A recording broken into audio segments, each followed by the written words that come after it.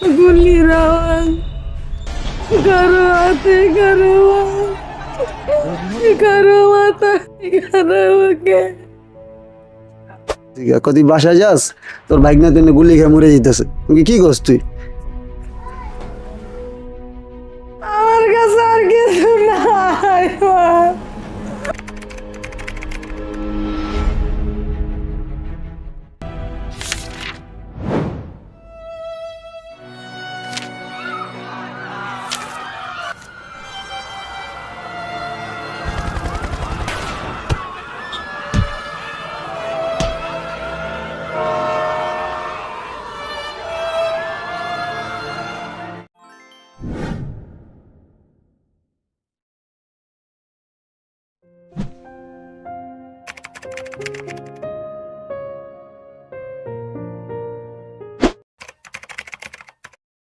কোন না দিব শুনলে ঘরে থাকতো না।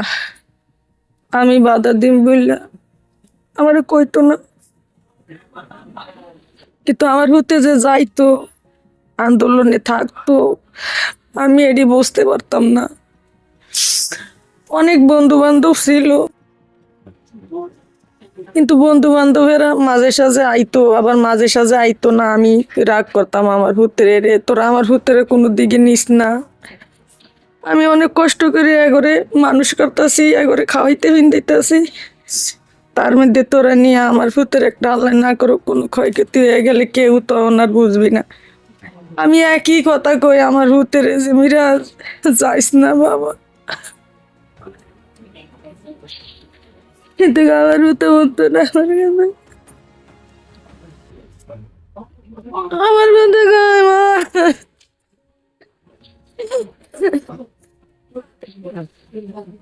আমার মিত্র যদি এনে তাই তুমি আমার সন্দুক বইরেও রাখতে পার না। ওই হঠাৎ আর কি সবারে কইছিল এর আগে, আমি সে সময় ছিলাম না। সবারে বলছে যে মা এসব মানে জামু মানে আমার ভাইরে মাইরা লইতেছে হেন তেন, এসব কইছিল, তোর আমি দেখি নাই। কিন্তু লাস্টে হুতে না কইয়া যাইম না কইরা না কইয়া হুতে গেছে গা,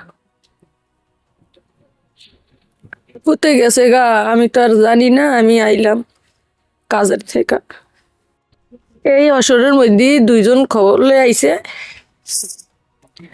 যে আমার মিরাজের বুকে গুলি লাগবে। দুটা গুলি করছে, একটা গুলি বুকে ঢুকছে, একটা গুলি হাতের ভিতর দিয়ে বাইরেছে, আর তিনটা সেটা গুলি পড়ছে, একটা এই জায়গায়, একটা এই জায়গায়, একটা এই জায়গায়। পরে আবার ফোন দিয়ে কয় ফয়সাল চালু আজ বলে রায়, মিরাজের অবস্থা অনেক খারাপ। কি হয়েছে? আমি তো আজ ফার্স্ট টাইম যেমনি বলছে গুলি লাগছে, আমি ভাবছি সিডা গুলি লাগছে, যে তেমন কিছু হয় নাই। কারণ আমার আবার ফোন দিয়ে আবার রিপ্লাই করে বলে যে সিরিয়াস গুলি লাগছে আর কি, অরিজিনালটা লাগছে বুকের ভিতরে লাগছে, একটু তুই ইমার্জেন্সি চালু হয়। যাওয়ার পরে দেখলাম আমার ভূতে আজমল হাসপাতালের বারিন্দায় শোয়ানো। আমি তো মা,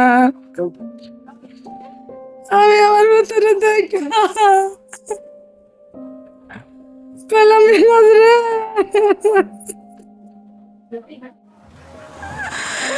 আমার আসলে তুই কি করলি বাবা?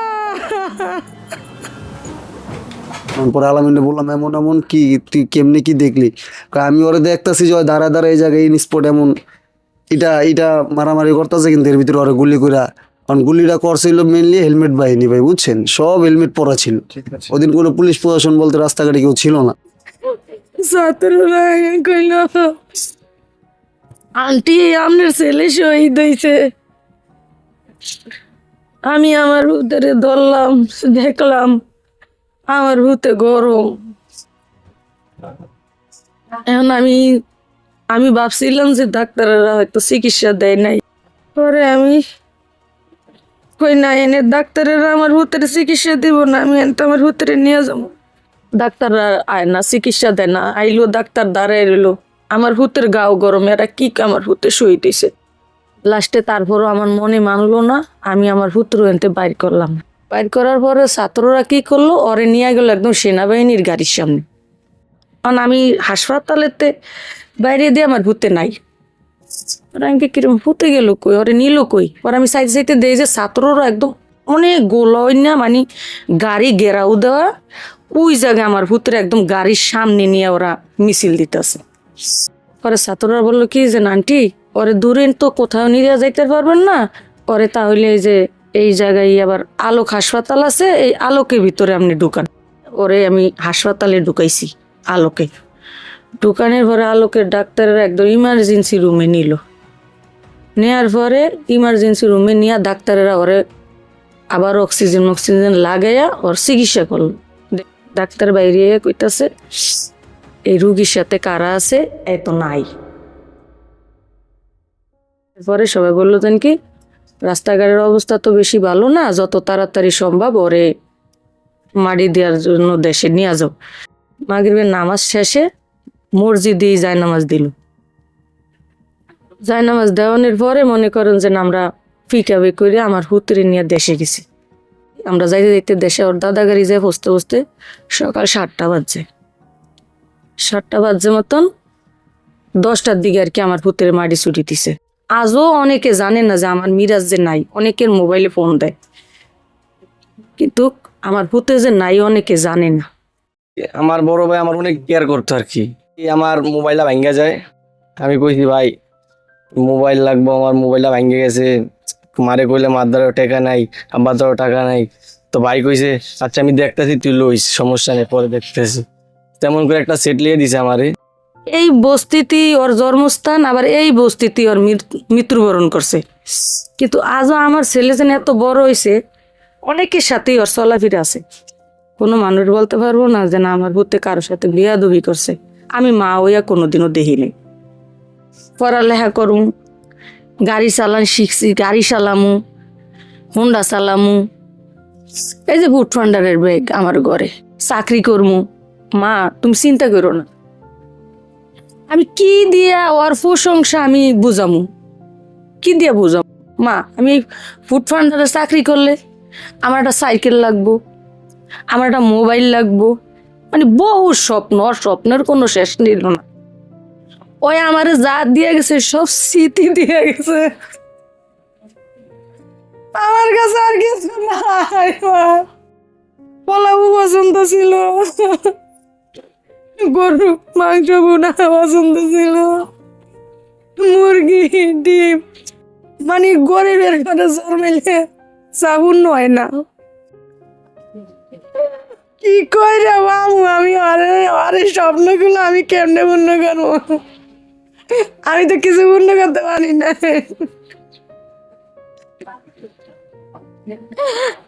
আমি একমাত্র আল্লাহ পাক রব্বুল আলামিনের কাছেই কই যে আল্লাহ গো, গরিবের আর কেউ না তো তুমি তো আছো।